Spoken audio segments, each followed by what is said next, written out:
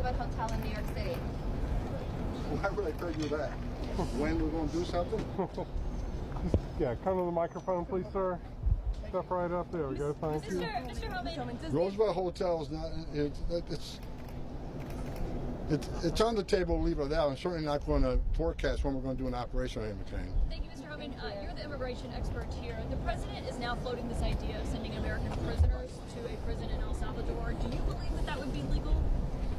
You know, someone mentioned that to me this morning. I haven't yet talked to the president. I just got back in town yesterday, so I haven't had that conversation, what that conversation was about, where it come from.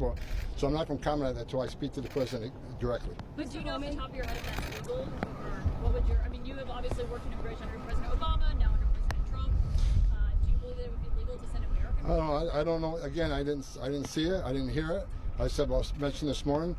I don't know the context of the question was. I don't know the context of what response or what he meant by response. I'd be opining on something I really don't have the information on. I'll get briefed on it and I'll respond to you later about it, but I'm just unfamiliar with it. Mr. Homan, does the administration expect that those migrants that have been sent to that prison in El Salvador will remain there? You mean the terrorists that were removed? Will they remain in that prison in El Salvador for the rest of their lives? This administration will obey court orders, unlike the last administration. But if you ask me if I'm in favor of returning terrorists to the United States that are gang members, that have murdered and raped young women in this country, no, I'm not in favor of that at all. Mr. Homan, the deadline increased for border apprehensions by 95% since last March.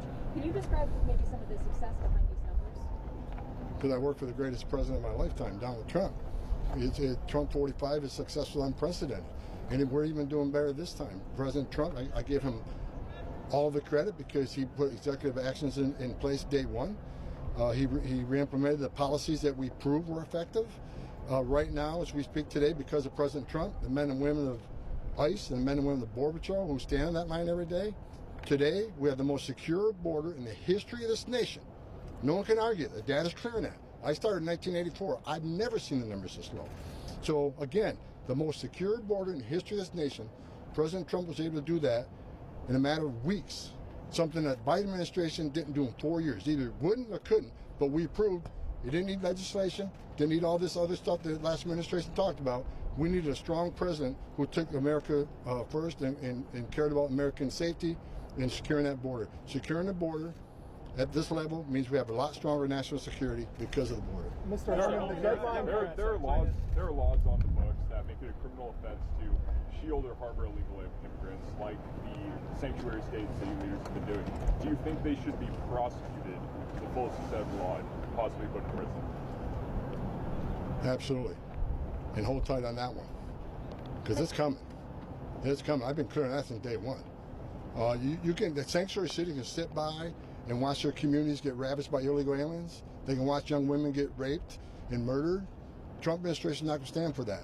So look, they can stand by and watch. And the Trump administration will secure their communities. The Trump administration will drive down illegal alien crime in this country. If they don't do it, we'll do it for them. But they can't. They can sit aside and watch, but they can't cross that line. When they cross the line of harboring concealment, that's a felony. And we got Pam Bondi now who won't hesitate to take action. They can't impede in our enforcement efforts to make this country safe again. That's a felony. So President Trump's got his cabinet in place now. We got a strong AG. We got a strong Secretary of Homeland Security.